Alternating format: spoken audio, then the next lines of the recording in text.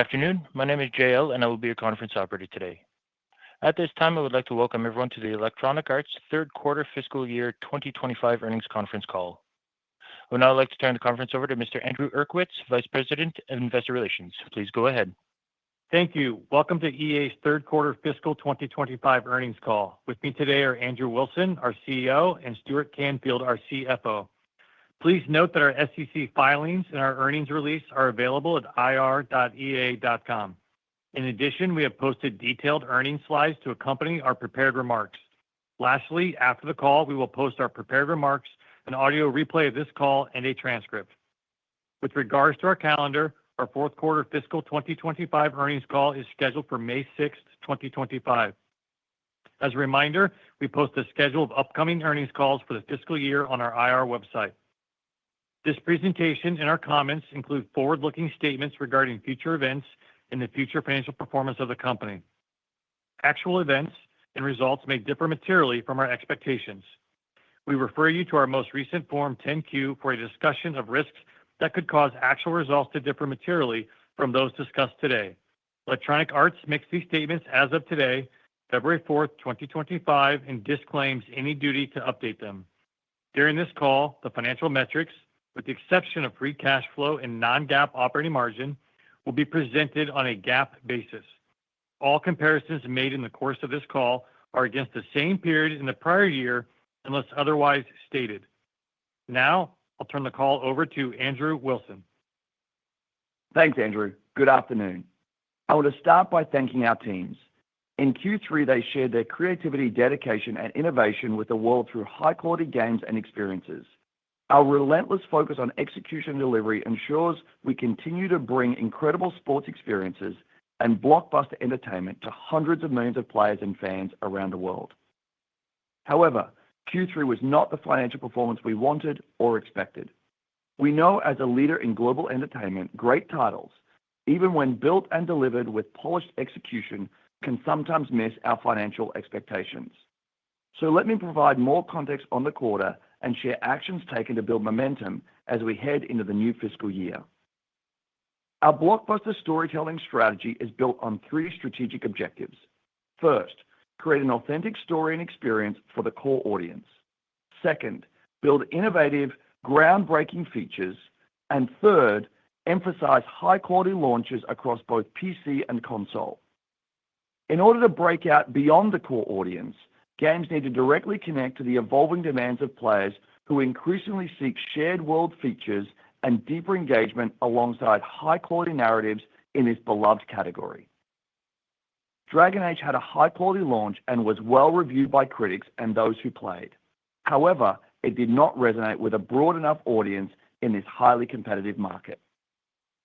Now let me dive deeper into the context around EA Sports FC's temporary underperformance and the immediate actions taken. FC started Q3 in a strong position. It had a high-quality and stable launch. It won Sports Game of the Year, and pre-orders, engagement, and player monetization were each up year over year, leading to net bookings in October that were up double digits year over year. However, this momentum did not sustain through the quarter. Two contributing factors to performance downside were soft top-of-funnel acquisition and lapsed engagement later in the quarter. While early acquisition started out strong, post-launch acquisition cohorts waited longer in the cycle to acquire the new title as many stayed in prior iterations. Combined players in our full HD experiences were flat year over year. This mixed shift and slower new player acquisition accounted for about half of the title's underperformance versus expectations. Softer than expected engagement made up most of the rest. We're constantly tuning the game to drive a competitive and engaging experience. This year, after a number of key changes to gameplay, we started to hear more feedback than usual around specific issues with balance from one of our most competitive cohorts. This resulted in lower than expected engagement into the end of the quarter. We took the time to listen and validate what we were hearing and implemented some significant changes to both the gameplay experience and corresponding progression and rewards in a large update that went live for players on January the 16th, just before the launch of our Team of the Year event. These actions were a success, as we've seen a strong response to the title update and our event as well as positive gameplay sentiment indicators from our community. Following the gameplay update and our popular Team of the Year event, we have reactivated over 2 million Ultimate Team players, with all acquisition cohorts experiencing positive trends. Player retention rates surpassed our expectations and saw record title weekly active users over the event's weekend. Together, these markers are leading net bookings to be up year over year for the 2-week event. Our live service drives billions of hours of fan engagement annually, and we're constantly updating and fine-tuning both gameplay and our programs to meet ongoing feedback and evolving expectations from our community. Individually, these FC play dynamics would not have materially impacted our quarter. In fact, these are part of the normal course of managing and growing a live service business. However, the convergence of these dynamics became a material source of downside, requiring our immediate and comprehensive response. We consider this to be a temporary moment, not structural. Our global football franchise net bookings have grown over 70% over the last 5 fiscal years, making it one of the biggest sports entertainment properties in the world. To put this year in perspective, FY25 is still expected to be the second biggest year for the franchise. Given this context around our Q3 results, we remain confident that our strategy, focusing on entertaining massive online communities, telling blockbuster stories, and harnessing the power of community, remains on track. Now let me provide more color on the rest of our portfolio.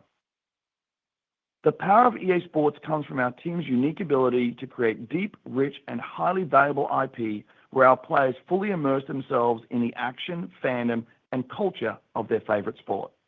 Nowhere else can fans experience the depth, authenticity, and quality that our sports titles deliver. With an incredible year, we're just beginning to unlock the immense opportunity within our growing American football ecosystem.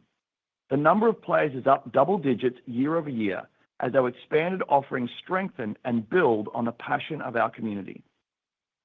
Our teams continue to deliver compelling content across the ecosystem, seamlessly introducing players to new experiences. This quarter, we saw players in Ultimate Team grow by double digits as we deepen player engagement and connection. We continue to build momentum into FY26 as we come off what we believe will be a record year for EA Sports. The real-life college season has culminated in its first 12-team national championship, and we have announced that College Football 26 will launch this summer. EA Sports, the NFL, and the NFLPA continue to partner to grow the sport and reach new fans around the world through our unrivaled Madden NFL franchise. Together with our partners, we are fully focused on our strategy to continue to forge our 2 American football titles into a massive online community where players can connect, celebrate their fandom, and harness powerful tools to create content. We are also building all new innovative modalities of social play with more access points to further engage and entertain core, new, and casual players. While we continue to invest and focus on our core FC business, we are also building towards a bold vision for the future, delivering for hundreds of millions of global fans through a connected ecosystem of experiences, including new modalities of play. For example, we're developing an entirely new world within the FC platform built around groundbreaking gameplay and cutting-edge tools for social connection and content creation. We are leaning into next-level ways to engage fans of the world's biggest sport across the FC platform through play, create, watch, and connect. In service of our players and fans, we are also pushing beyond the bounds of our sports franchises. Yesterday, we shared that we reached an agreement to acquire TradeCab Technologies. Data is at the center of every meaningful advancement in sports today, and this group has developed best-in-class optical sports tracking, real-time volumetric data capture technology, and analysis capabilities that can extend EA Sports' lead, accelerating how we deliver more authentic, deeply immersive gameplay that mirrors the fluidity and excitement of real-world athletes and competition. Longer term, TradeCab's capabilities also help us accelerate against our bold vision for the EA Sports app to be the world's leading interactive sports platform following a successful initial regional trial in Q3. Through a combination of TradeCab's real-time data technology and our proprietary game engine, we can enable completely new opportunities for fans to create and share real-world sports content in their own way, reimagining highlights, generating casual and complex game simulations, and watching broadcast alternatives on demand. We're working to make the EA Sports app the new frontier for interactive sports fandom beyond games, and we look forward to sharing more about our plans in the months ahead. This is one of several bold new steps in our ecosystem plans to engage players and fans across more geographies in, around, and beyond our games. That, together with our core experiences, gives us confidence in the future of EA Sports. As we look beyond sports, we've never had a stronger pipeline of entertainment experiences. We continue to execute across the portfolio, and the next 2 years will prove to be an incredibly exciting time for EA and our players. Yesterday's announcement of Battlefield Labs is a key development in our ongoing expansion of massive online communities. Battlefield Labs is launching at a crucial moment in our development journey, at a scale that allows us to test and refine the game with our community in a way that's unprecedented for Battlefield. This is about embracing a modern, more dynamic approach to development, one that acknowledges how the market has shifted, how player expectations have evolved, and how we show up for our players in ways to deliver a truly next-level experience. This latest news from our teams is a crucial step towards Battlefield's release in FY26. These are exciting times for The Sims as well, with the cultural icon celebrating its 25th birthday this year. New updates and features are driving engagement across a massive community of players. A great proof point of our ongoing strategy at work is the launch of the first 2 creator kits ever designed by our top influencers and content creators. These kits mark the first time that a full collection of in-game assets have been crafted by creators and officially published by the Sims development team. This is a great step on a path to building a global creator platform in The Sims. Following the console playtest this month, Skate remains on track for launch this year across PC, console, and mobile, introducing a fresh, community-driven model for gaming with native cross-platform and cross-progression. Additionally, as we continue to make progress across our strategy to use AI to transform how we deliver entertainment to the world, we recently made the strategic decision to unify our central technology functions under a single Chief Technology Officer, Matt Tomlinson. This alignment reinforces our commitment to embedding technology at the core of our business strategies and operations, enabling us to drive innovation, expand our creative canvas, build bigger and bolder experiences, and deepen our connections as a community-driven entertainment company. Matt has been instrumental in shaping the technology strategies and infrastructure that empower our teams to create and collaborate. I greatly look forward to working with him as our CTO. We believe the fundamental long-term outlook of our business is strong as we further sharpen our focus on entertaining and connecting more people for more time across the world. EA's creative talent, production strength, broad IP, and technology leadership power the execution of a vision to deliver more excitement, creation, and connection for our global network of players and fans. Looking to FY26 and beyond, we are taking bold steps across our sports and entertainment portfolio to shape the future of interactive entertainment. And now I'll turn the call over to Stuart for a deeper look into the quarter and our business. Thank you, Andrew, and hello, everyone. To echo Andrew's remarks, Q3 was not the quarter we expected, but despite the impact to our near-term results, our long-term outlook remains unchanged.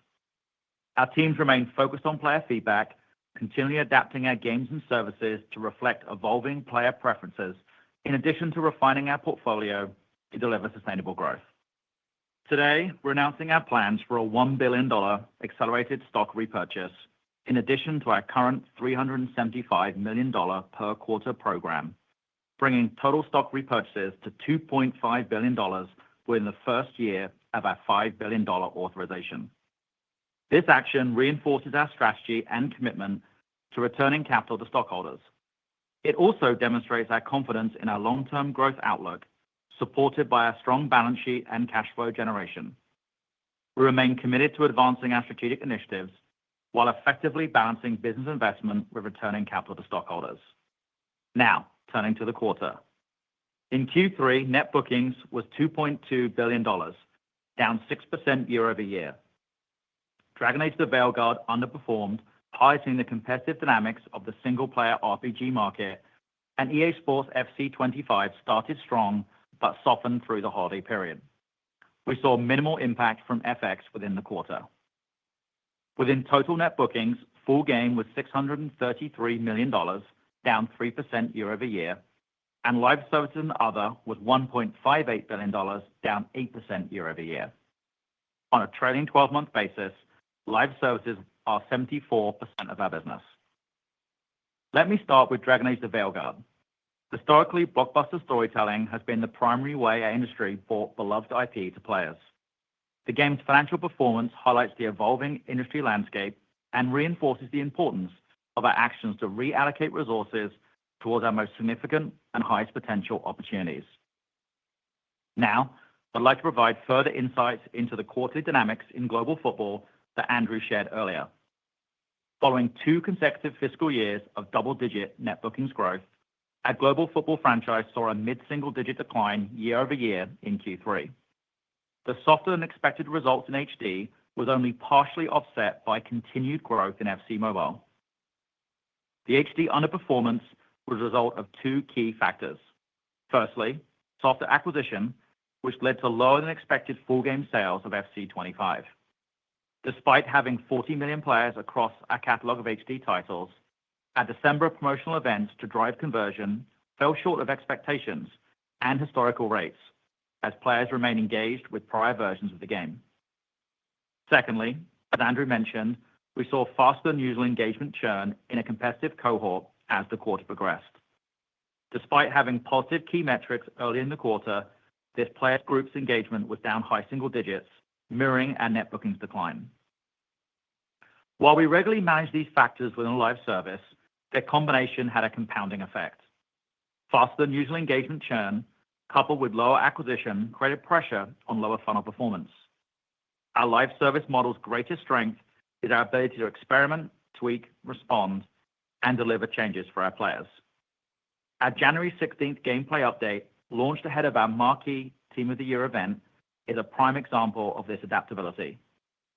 Since the gameplay release, we have seen a significant turnaround in momentum, with competitive cohorts trending towards prior year levels, with net bookings up year-over-year during the event.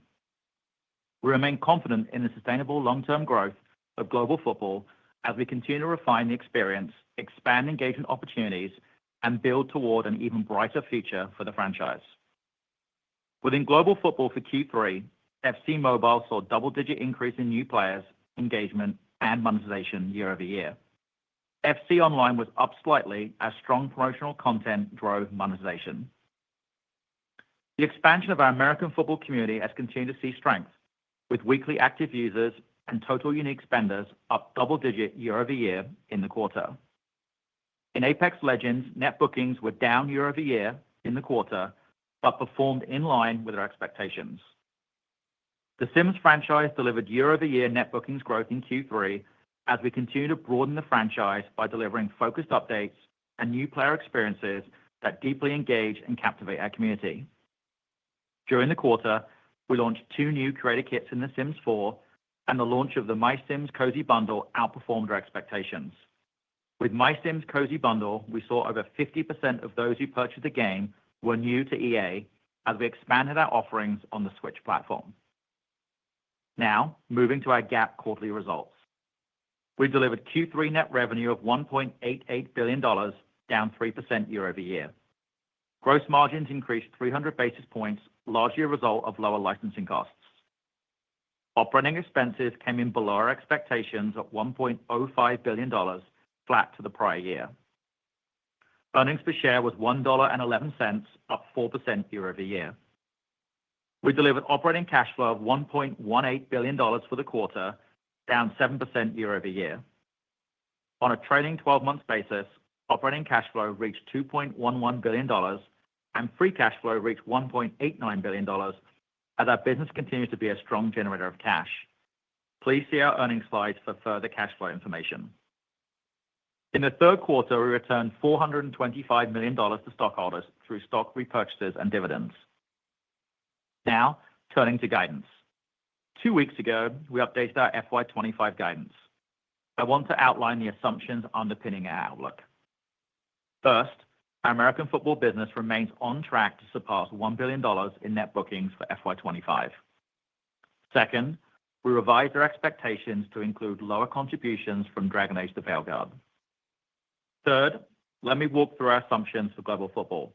As mentioned, our global football net bookings in Q3 saw a mid-single-digit decline year over year. As we exited Q3, our HD experience saw double-digit declines year over year in net bookings during December and the early weeks of January. However, following the January 16th gameplay update and the launch of Team of the Year, we saw strong momentum resulting in a return to year-over-year growth during the event. Despite this positive trend, our FY25 guidance at the midpoint adopts a prudent approach, anticipating a low double-digit decline in global football franchise net bookings for Q4. That said, we remain optimistic about the potential for continued momentum given Team of the Year's performance, the start of our Future Stars event, and other upcoming events and updates this quarter. Our approach is measured as our teams learn from Q3 and continue to bring updates to the game, monitor player feedback, and deliver experiences that sustain engagement. And fourth, beyond global football, our core live services assumptions remain largely unchanged. These changes to our underlying assumptions have shaped our revised guidance range, which we shared on January 22nd. As a reminder, we expect FY25 net bookings to be $7 billion to $7.15 billion, down 6% to down 4% year over year. Turning to our FY25 GAAP outlook, we are lowering net revenue guidance to $7.25 billion to $7.4 billion. We expect the cost of revenue to be $1.48 billion to $1.49 billion. We now expect operating expenses to be approximately $4.38 billion to $4.39 billion, up 1% year over year. As a result, we expect GAAP operating margin to be 19.2% to 20.5%. We expect non-GAAP operating margin to be 30.5% to 31.6%. The impact from change in deferred net revenue is expected to be approximately negative 250 to negative 240 basis points. This results in a revised earnings per share of $3.90 to $4.25. We're also adjusting our operating cash flow guidance to $1.8 billion to $1.9 billion. Capital expenditures are still expected to be $225 million, resulting in free cash flow guidance of $1.575 billion to $1.675 billion. As a reminder, we had a one-time cash tax benefit of $150 million in the prior year. If rates remain unchanged from today, we expect minimal impact to net bookings from FX. For more information on the impact of FX movements, please refer to our earnings slides. Turning to Q4, we expect net bookings of $1.444 billion to $1.594 billion, down 13% to down 4% year over year, largely driven by declines in global football and Apex Legends, partially offset by the release of Split Fiction.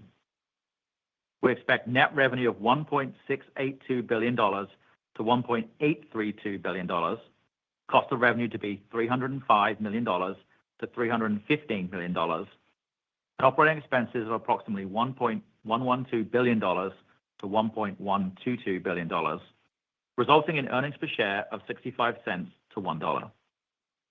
Now, before I hand off to Andrew, I want to take a moment to discuss our long-term financial framework, which we shared last year.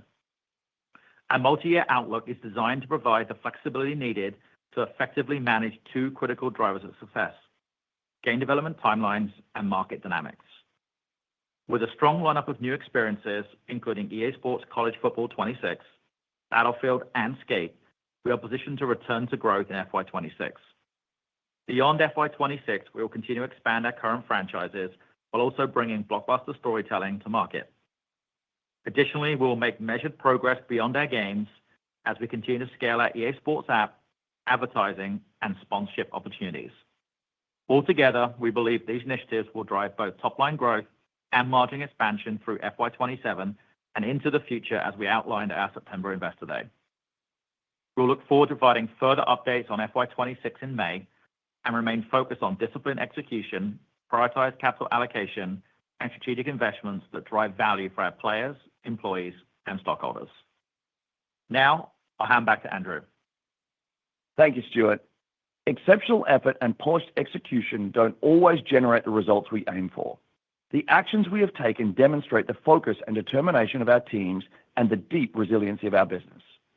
The very definition of entertainment is rapidly changing. Now, more than ever, our success as a company will come from anticipating and exceeding player expectations to deliver innovative experiences that engage, entertain, and connect people everywhere across an ever-evolving landscape. Thank you, and now Stuart and I are here for your questions.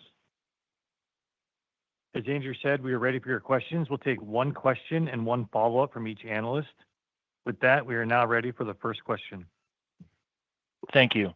If you have dialed in and would like to ask a question, please press star one on your telephone keypad to raise your hand and join the queue. If you'd like to withdraw your question, simply press star one again. If you are called upon to ask a question and are listening via loudspeaker on your device, please pick up your handset and ensure that your phone is not on mute when asking your question. One moment, please, for your first question.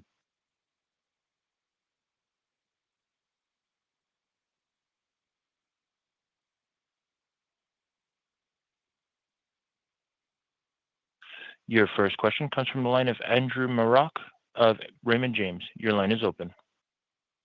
Hi, thanks for taking my questions. Maybe one on the aspect of FC around the slower than anticipated acquisition. Do you have any sense of the drivers behind the slower uptake of the current year title? Is it anything maybe to do with market structure, like a console generation transition effect, or maybe something like people hearing negative feedback in the community and deciding to hold off on purchase for a little bit? Great question. Thank you. First off, let me reiterate, this was not the quarter that we wanted or expected, and any underperformance in our business, particularly on a tentpole franchise like FC, we take very, very seriously. As I think about answering the question, the thing I want to reiterate that's really important is this will still be an incredibly big FC. It will, in all likelihood, be the second largest FC in the history of the franchise, coming off 2 years of record growth. I actually think that's a big part of why we may have seen the ebb, at least in the acquisition level in the business. As we look across the industry, it's not unnatural for these massive online communities or live service-driven businesses to see ebbs from time to time. Typically, they are of a significantly greater magnitude than what we experience with FC.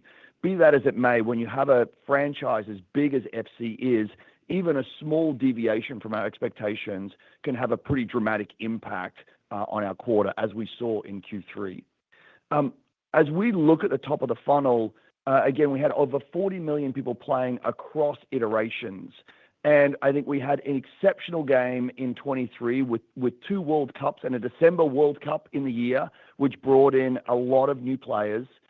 We then had the launch of our own brand, EA Sports FC, that we invested, meaningfully behind at a marketing level to bring in new players.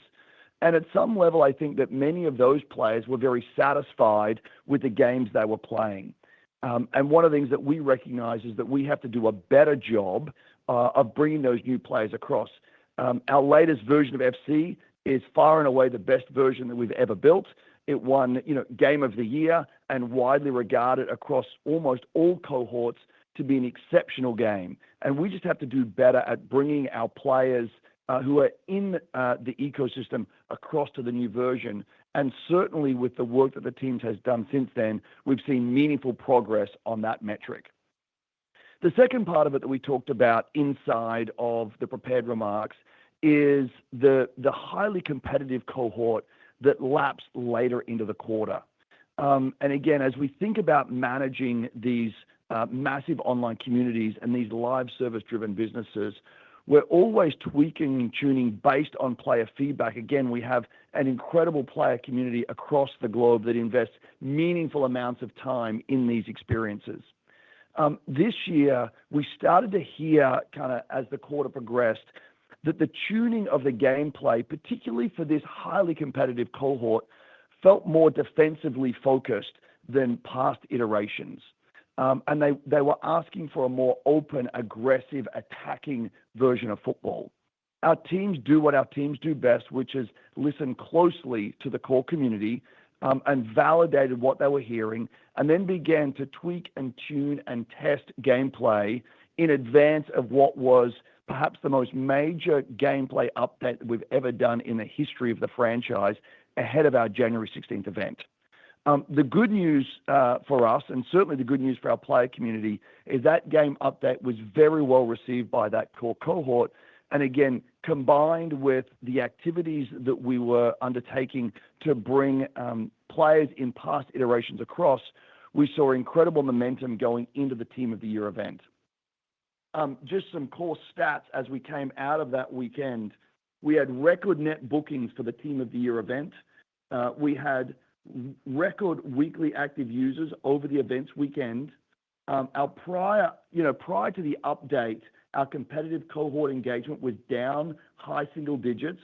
Post-update, clearly trending back prior to prior year levels. We had positive trends across all cohorts, so not just that highly competitive cohort, but we started to see all cohorts come across. We reactivated 2 million Ultimate Team players with all acquisition cohorts experiencing positive trends. And we're still seeing that momentum progress into this past weekend's Future Stars event. So again, not the quarter that we wanted or expected, not unnatural for massive online communities to have these ebbs. I think our teams demonstrated their commitment to our player base and the resilience of their business in both targeting acquisition top of funnel and engagement deeper into the experience. And the momentum that we see coming out of these events going into the rest of the quarter and into FY26 feels very strong to us. Perhaps I'll let Stuart add a little bit from a financial standpoint. Andrew, just to kind of wrap that out a little bit, how we think about that reflecting in the Q4 guide. We did put into the script that we did reflect through low double-digit declines at the midpoint. As you heard Andrew just talk through some of those stats, and we obviously did the pre-announcement, we were 4 days into Team of the Year. It represents roughly 25% of the quarter, and we saw net bookings significantly trend up year over year for the event. So just flagging here that not considered in the guide is that if that momentum should continue through the next 6 odd weeks to the end of the quarter through the events and all the actions we have planned, that would not be factored into that midpoint, and thus it should provide momentum for us Q4 and then heading into FY26. Well, thank you for all of that. Really, really appreciate the detail there. And if I could maybe sneak in one more really quick. Of course, still very early, but how has that community reception to the Battlefield Labs announcement been relative to your expectations or hopes? And how have the last couple Battlefield releases informed this pre-launch cycle? Looks like you're bringing players along in a more meaningful fashion than usual. Thanks. Yeah, great. Another great question. I would say the response to the playtest and the Battlefield Labs initiative has been overwhelmingly positive and well beyond our expectations, which is great. It's demonstrative of just the fan love out there for this storied franchise. There's really 2 big reasons why our team is taking this approach. The first is, as I think you talk about, there is some trepidation amongst the core community as to what this Battlefield will be. Battlefield is this incredible franchise at unbelievable scale with destruction and vehicles and all kinds of things, and is much loved in the community.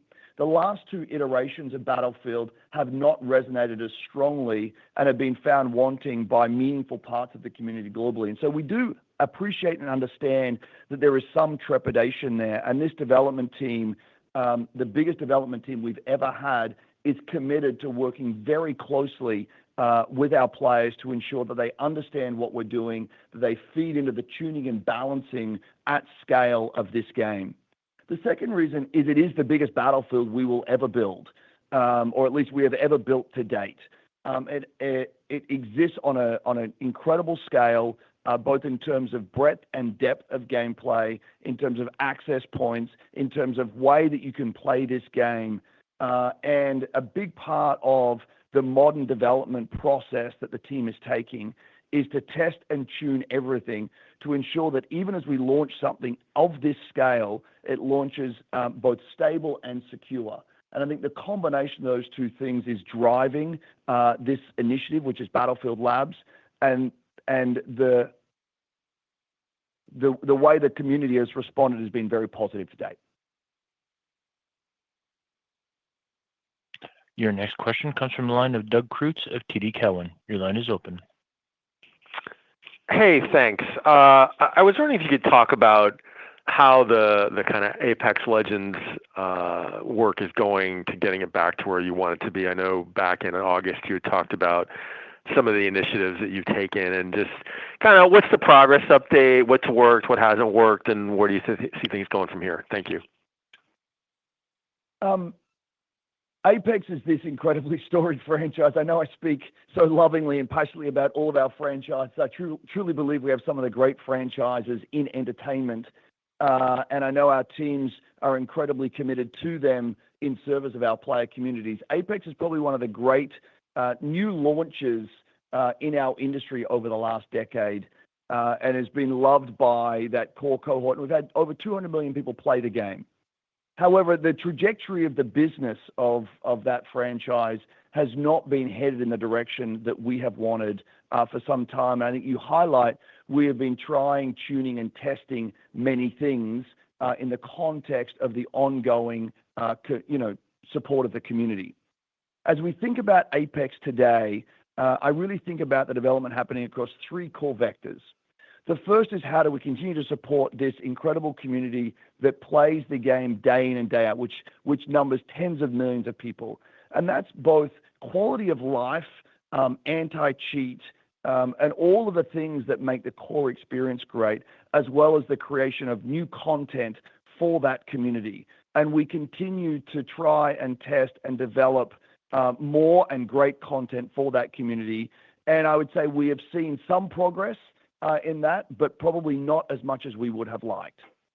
The second phase, and I think I've talked about this before, is we do believe there will be a time where we need to do a more meaningful update of Apex as a broad game experience. And the team is diligently working on that. You should imagine we probably wouldn't drop that on top of a Battlefield launch. And so from a timing standpoint, our thinking right now is that would exist post-Battlefield. And then on a longer-term time horizon, again, these franchises that exist at this level and have this much fan love don't come along all that often. What I think we've demonstrated as a company is an ability to build franchises that last 10, 20, 30 years and growing. Our expectation is that Apex will be also one of those franchises, and that sometime on a longer-term time horizon, there will be an even bigger, more meaningful update to that broader game experience, an Apex 2.0, if you will. This will not be the final incarnation of Apex. So the team remains incredibly committed. We continue to invest behind the core community who continues to play, that numbers in the tens of millions of players. We do believe that there should be a more major update.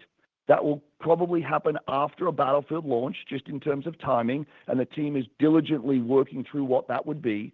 And then longer term, our expectation is that we'll continue to expand what this franchise is and how we support a core community of highly competitive players and new communities that want to come and experience all the greatness that Apex has to offer. Doug, I'll just wrap a couple of things on there on the financials in and around everything Andrew just outlined. Q3 was largely in line with expectations we set out, albeit down year on year.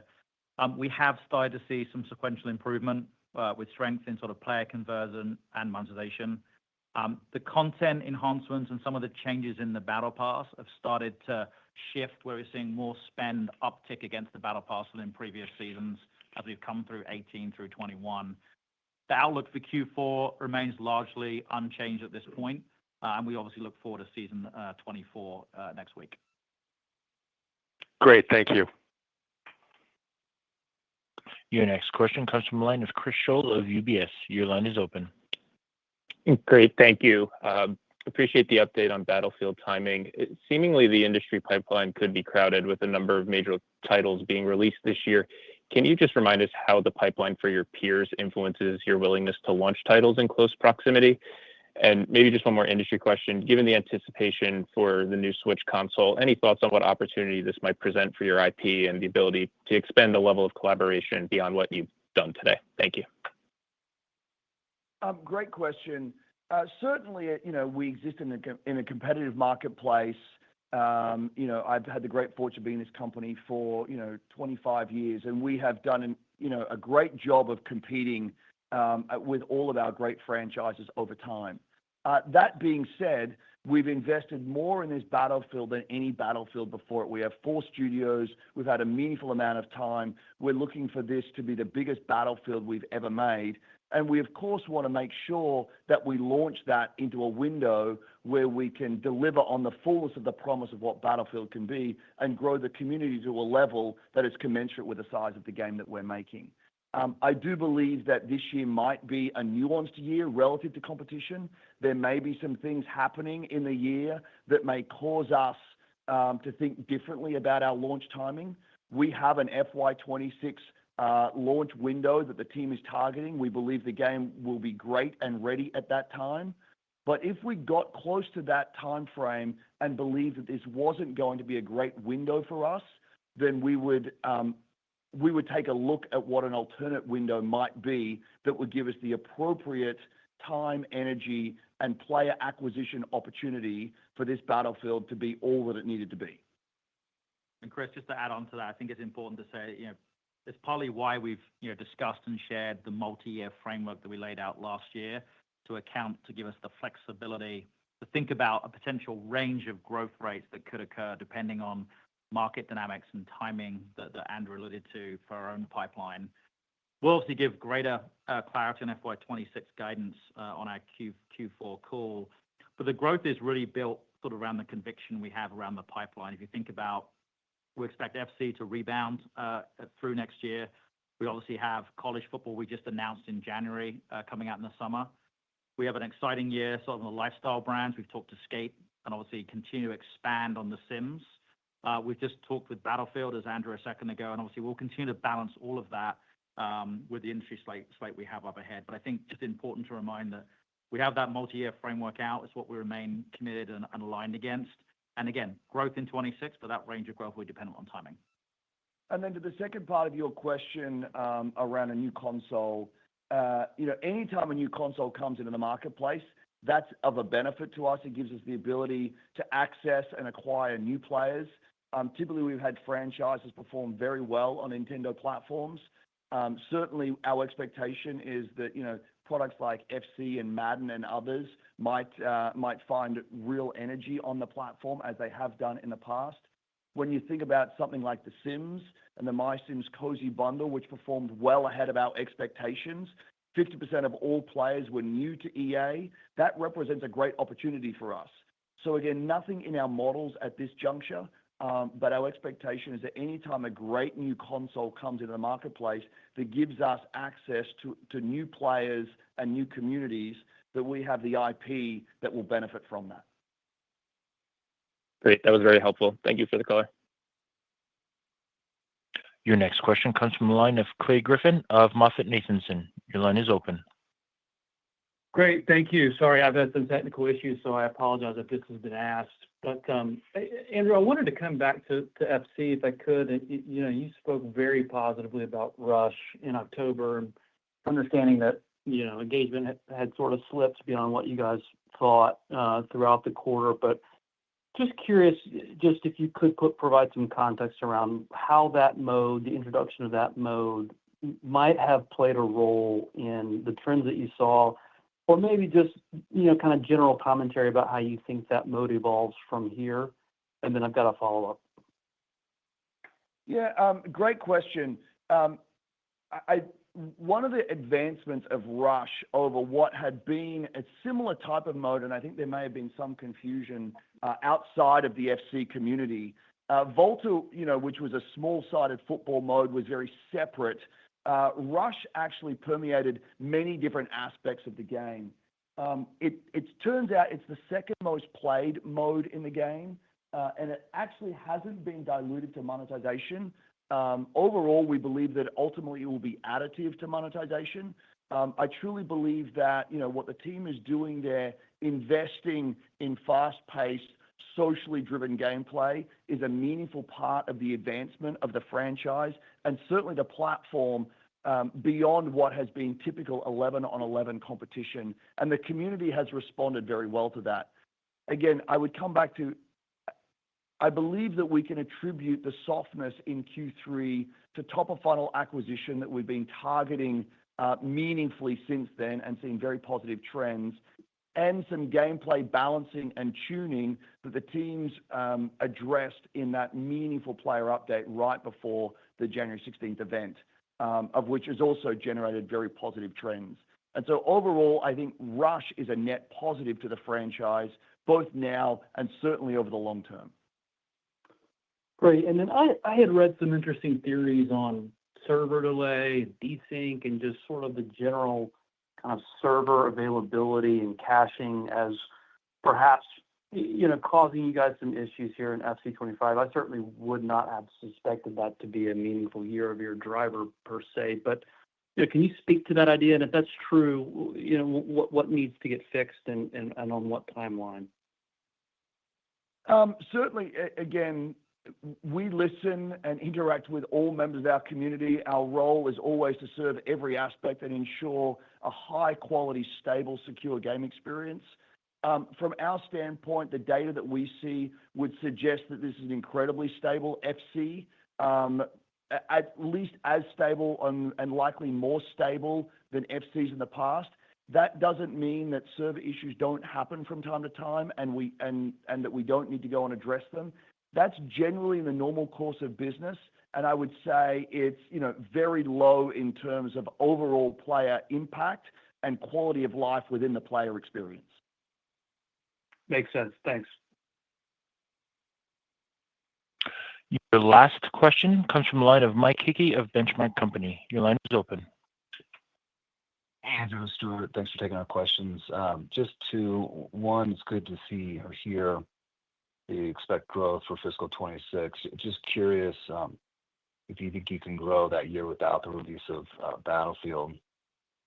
And the second question on college football, obviously massive success to you and your teams. But also, I think there was the feeling that there's a fair amount of pent-up demand that may have been driving sort of outsized growth from that game. So just curious how you think about the ability to grow college football in fiscal 26 and maybe your American football, I guess, overall now as an ecosystem. Thanks, guys.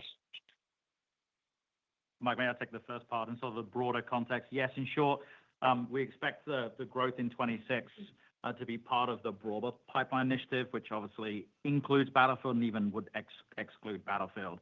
When you think about some of the things I just outlined earlier, also we expect to continue to build with FC, certainly as we head towards a World Cup year in North America towards the back end of the fiscal and into 27. We've talked about the launch of Skate through the summer, the continued expansion we've outlined for Sims, and we talked some of that on the call today as we continue to expand the audience and platforms that we address. We also have college returning in the summer of 26. We look to build on that both through the American football ecosystem across both Madden and college, and know that we continue to push online live services across the rest of the portfolio in the year. So yes, again, coming back to before, we do expect to grow in 26. We are cognizant there may be a range of that scale of growth. Hence, we push through that multi-year framework through 26 and 27 to kind of smooth out the element of timing and obviously set a benchmark where we believe we can drive the business over the next 12 to 24 months. On college, yes, it was an exceptional year on college, and there was almost certainly meaningful pent-up demand in the context of people coming into that. But a few things are also true. One is that when you put 12,000 young athletes into the game, they are incredible ambassadors for the franchise they are part of. Two, the sport of college football is reaching new heights as we see the machinations of what's happening at a conference level and a college football championship level. Our expectation is the sport in and of itself is going to continue to grow.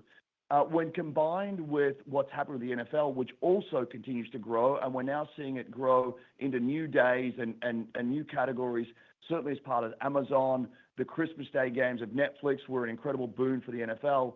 So when we think about American football in totality and our ability to deliver, games, content, experiences that harness the power and the passion of that American football community across both college and the NFL, where both of those sports are growing meaningfully, and we get a compounding effect by really merging the communities together and allowing them to move seamlessly through both products and grow on a year-over-year basis, both in the context of competition, but also in collaboration, deep social connection, and user-generated content creation. We actually believe that we're at the very early stages of what could be our next great massive online community, one that will continue to grow in the way that FC has done over the past few years. So net, we feel very good about where we're at with college football and our ability to grow the overall American football business on a year-over-year basis. Thanks, guys. Okay, so thank you all for your excellent questions. As you've heard me say, interactive entertainment, it's constantly evolving, shaped by changing player expectations. Our teams remain agile, highly focused, and adaptable, responding swiftly to market dynamics and player feedback. Looking ahead, we've never had a stronger pipeline of entertainment experiences, including the launch of Battlefield and Skate in FY26. We're accelerating our vision for the EA Sports app, and we continue to see significant opportunities to expand our EA Sports franchises. The future has never been more exciting, and we're confident in our ability to deliver sustainable growth, drive long-term value for our stockholders, and most importantly, create incredible experiences that players across the world love. Thank you. We look forward to talking to you next quarter. That concludes today's meeting. Thank you all for joining. You may now disconnect.